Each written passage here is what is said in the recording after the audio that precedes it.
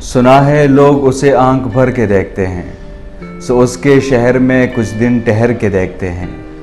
سنا ہے ربط ہے اس کو خراب حالوں سے، سو اپنے آپ کو برباد کر کے دیکھتے ہیں۔ سنا ہے بولے تو باتوں سے پھول جھڑتے ہیں، یہ بات ہے تو چلو بات کر کے دیکھتے ہیں۔ ناظرین، یہ غزل نوجوانوں کے منتخب شاعر احمد فراز صاحب کی ہے۔ آئیے ان کی زندگی کے بارے میں کچھ جانتے ہیں۔ احمد فراز 12 جنوری 1931 میں کوہاٹ پاکستان میں پیدا ہوئے۔ ان کا اصل نام سید احمد شاہ تھا۔ وہ نسلی پشتون سید تھے۔ ان کے والد کا نام سید محمد شاہ برق تھا۔ احمد فراز نے اردو اور فارسی میں ایم اے کیا۔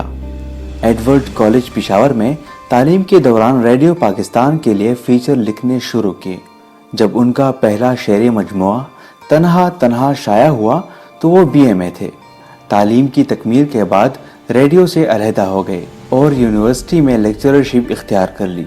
اسی ملازمت کے دوران ان کا دوسرا مجموعہ درد آشوب چھپا، جس کو پاکستان رائٹرز گلڈ کی جانب سے آدم جی ادبی ایوارڈ عطا کیا گیا۔ یونیورسٹی کی ملازمت کے بعد پاکستان نیشنل سینٹر پشاور کے ڈائریکٹر مقرر ہوئے۔ انہیں 1976 میں اکادمی ادبیات پاکستان کا پہلا سربراہ بنایا گیا۔ بعد ازاں جنرل ضیاء کے دور میں انہیں مجبوراً جلاوطنی اختیار کرنی پڑی۔ 1989 سے 1990 چیئرمین اکادمی پاکستان، 1991 سے 1993 تک لوک ورثہ اور 1993 سے 2006 تک نیشنل بک فاؤنڈیشن کے سربراہ رہے۔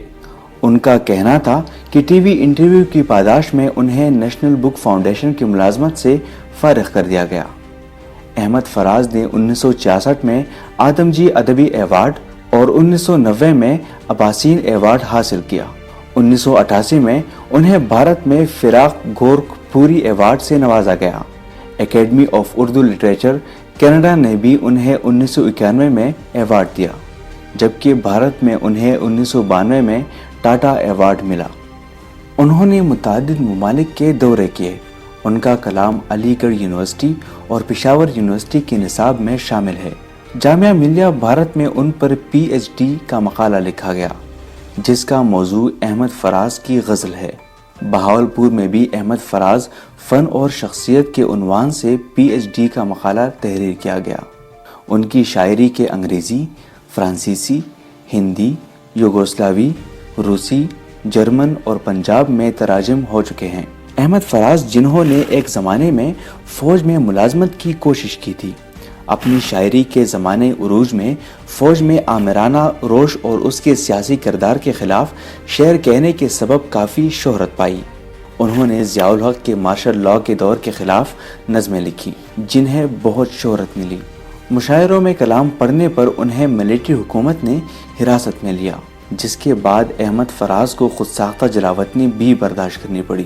سن 2004 میں جنرل ریٹائر پرویز مشرف کی دور صدارت میں انہیں ہلالی امتیاز سے نوازا گیا، لیکن 2 برس بعد انہوں نے یہ تمغہ سرکاری پالیسیوں پر احتجاج کرتے ہوئے واپس کر دیا۔ احمد فراز نے کئی نظمیں لکھیں جنہیں عالمی سطح پر سراہا گیا۔